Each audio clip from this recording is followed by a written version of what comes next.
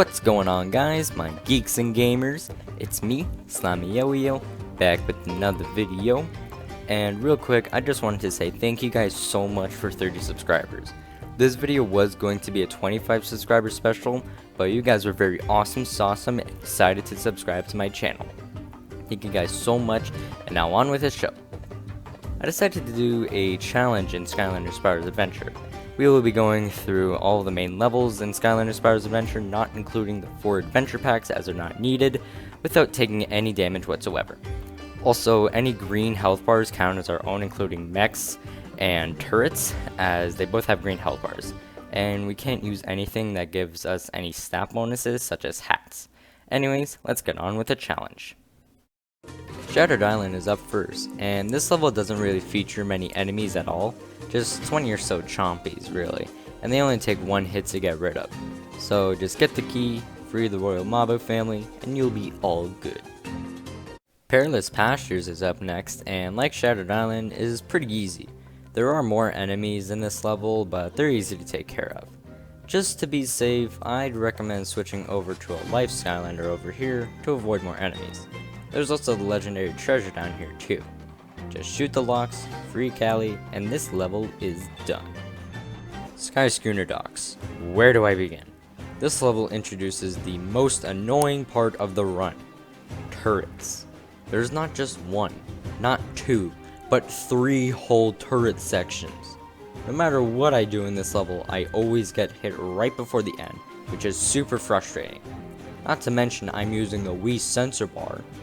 I don't know, maybe I'm just bad and need more practice, but this seems only doable in tasks to me. Sadly, this level is not possible along with this challenge. But we're not done yet, because there's still 19 levels left, so I'm going to see which ones are possible and which ones aren't. Stormy Stronghold is the next level, and the main roadblock in this level are some pesky spikes along the way, so don't be a dummy like I was here and get hit by them.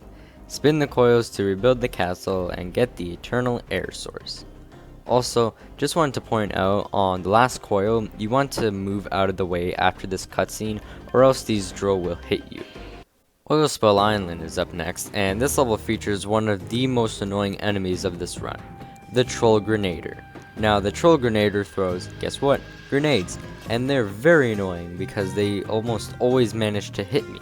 I suggest switching to a Skylander like Zook to get rid of these guys when they're up top. Other than that, just do the normal routine, freeing all the Gilman, and destroying the facility with a bomb.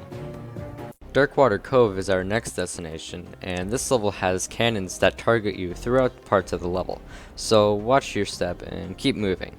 Retrieve the twin spouts, lower the gate, and steal the pirate ship like the mad lad portal master you are.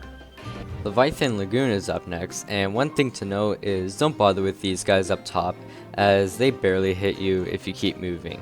But guess what? This level has a turret section. Yay! Thankfully, it's not as bad, as you can just aim for either the cannons or the middle sails and be all good. Place down the 4 statues and get the eternal water source. Wait, you thought it was that easy? Well, guess what? That's right. You get swallowed by the Leviathan, and meet for the first time, Chaos. This is our first encounter with Chaos, and he's here to basically steal the eternal water source. He also copycats Eon by making Dark Skylanders, such as Zap here. Dark Zap is very tedious, and always shoots lightning after his sea slime, which can be very difficult to avoid, but is beatable. Next is the Doom Sharks, which can get very nerve-wracking at some points, but they're possible nonetheless. Also, you can even gain health from them, which is cool, but also kinda doesn't make sense really when you think about it.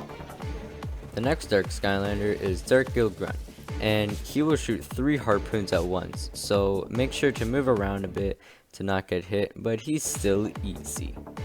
You know how I said the Doom Sharks can get nerve-wracking?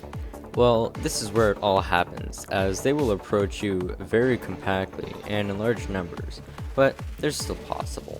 The third and last Dark Skylander is Dark Slam Bam, and he's also pretty easy, although I did have to reset a couple of times because of him. Just keep your distance from him and dodge his ice attacks, and you'll be all good. it's still not over yet, because now you get to face all 3 of the Dark Skylanders, but they thankfully have lower health than normal, making them easier to defeat. Goodbye Dark Zap, goodbye Dark Gill Grunt, and goodbye Dark Slam Bam. Now we can finally get the Eternal Water Source. Crystallite Castle is the next level, and is also pretty easy. Just go through the level as normal, destroy Tower 1, destroy Tower 2, defeat all the enemies, and the Crystal Eye is ours. Stone Town is our next destination, where the big rock monster is. Once again, just go through the level as normal, and you don't even need to bother with these guys up here, as they can even kill themselves. Man, imagine being that stupid. Just find the big rock monster, defeat him, and grab the Eternal Earth Source. Treetop Terrace is up next, and I had to restart this level so many times, but it is still possible.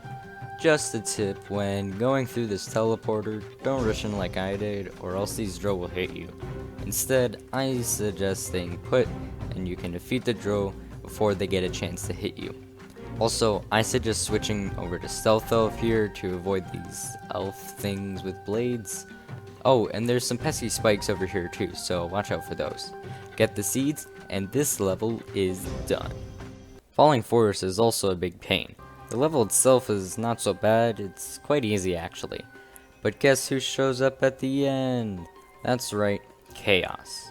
Now he tries to use the Eternal Life Source, and the first Dark Skylander is Dark Zook, who you can easily defeat if you're using Droba like I am. But here's the challenge in this fight, these green orb things, but we'll get back to them soon.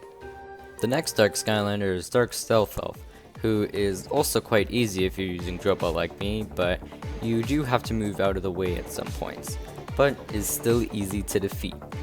Now this is where the real challenge starts to kick in on the second phase of these green orbs. Just look at this, it's torture, but thankfully the second phase is still doable. The last Dark Skylander is Dark Stump Smash, and he is pretty tough, but just make sure to watch out for spiky acorns as they will bounce off of walls and target you, but he's still beatable. Okay, so I kinda lied on that last part with the green orbs, as this is the phase that made me restart the level so many times, and no matter what, I just kept getting hit right at the end. This level might be possible with enough practice or in tasks, but for me, this level is sadly not possible. Troll Warehouse is the next level, and this level features another big problem, the Trollverines. The Trollverines are so annoying because they have a shield which is only lowered when they get close to you, but it's still possible to get past them. There's also the Gunsnouts, which jump up and then shoot, so just make sure to move around more around them and they'll be gone. There's also a few lock puzzles that are in your way, but you can easily get past them like a true epic gamer. Just get all the map pieces and carefully get through this minefield, as it is very easy to mess up, but if you go slowly and be safe, then you'll be a-okay. Goo Factory is up next, and this level is pretty standard. Grab a Mega Bomb, or 2 Mega Bombs to get through. Also, make sure to hit both the turret and wire so that the turret doesn't shoot you. Raise all the flags and you're good to go. Battlefield is our next destination, and I did have to reset a few times, but it's still alright. Just remember to throw bombs at all of the turrets so that they don't hit you. And there's also this little sneaky one over here, so make sure to get it too. You can also get a bomb to throw at the tank here, but it doesn't do much, so just attack it as normal. Now we got the Eternal Tech Source. Crawling Catacombs isn't that bad really. Just make sure to throw a bomb before the cutscene over here so that these green spiders don't hit you. This part isn't required, but you can switch to a Fire Skylander in the dark areas to light your way and see the enemies up ahead. Other than that, this level is pretty easy. Cadaver's Crypt is also pretty easy, just make sure to switch over to a Fire Skylander for when the zombies show up to get rid of them easier. Besides that, you're good to go. And then there's Creepy Citadel. First, I'd suggest going over to the right here with the Water Skylander to get through the whirlpool inside the castle. Just don't bother with the enemies too. Also be extra careful in the maze section here, as it is very easy to mess up. So just take your time and you'll get through it. Yada yada yada, we've seen this before. Dark Ghost Roaster can be tricky, but just make sure to keep moving out of the way when he does the skull dash, and hit him when he's vulnerable, and he's pretty much donezo. Now here comes a tricky part. The beams. These beams are so tedious, and like the life source battle, always got me at the very end. Sadly, this level is not possible. Molten Mine is up next, and this level is pretty easy. This level introduces the mechanic of the pickaxe, but we can just use an Earth Skylander to get rid of all the rocks. And with Prison Break, he can actually break these purple crystals here, so that's great. Just rescue all the miners, push digs back to the entrance, and you're all good to go. Lava Lake's Railway. Let's just get on with it. Once again, switch to an Earth Skylander for all the rocks, and of course use Prison Break for the purple crystals. Now into the lower levels of the railway. Just push all the blocks in place, and you're good.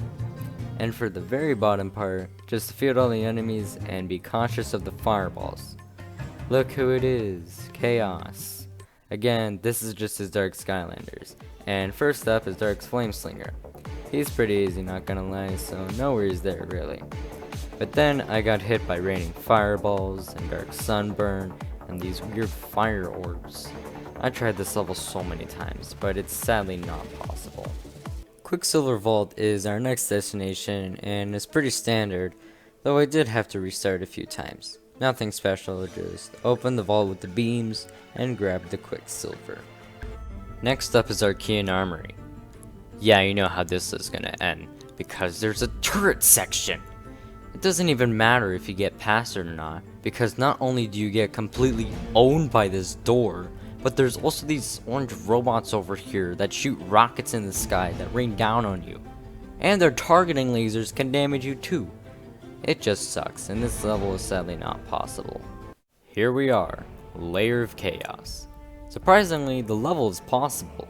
Just watch out for the ending here, as it can get pretty challenging. But then there's the boss fight. It doesn't take long for Dark Zap to show up and ruin our day, and even then, like, come on. It's Spyro's Adventure Chaos. Did you really expect us to beat it? So, is it possible to beat Skylanders Spyro's Adventure without taking damage? Sadly, no, it is not, because of chapters 3, 11, 17, 19, 21, and 22. Anyways guys, I hope you guys enjoyed this video, and if so, maybe give it a like, and also consider subscribing too, but you don't have to. Anyways, I'm Slimy Yo-Yo, and have a great day.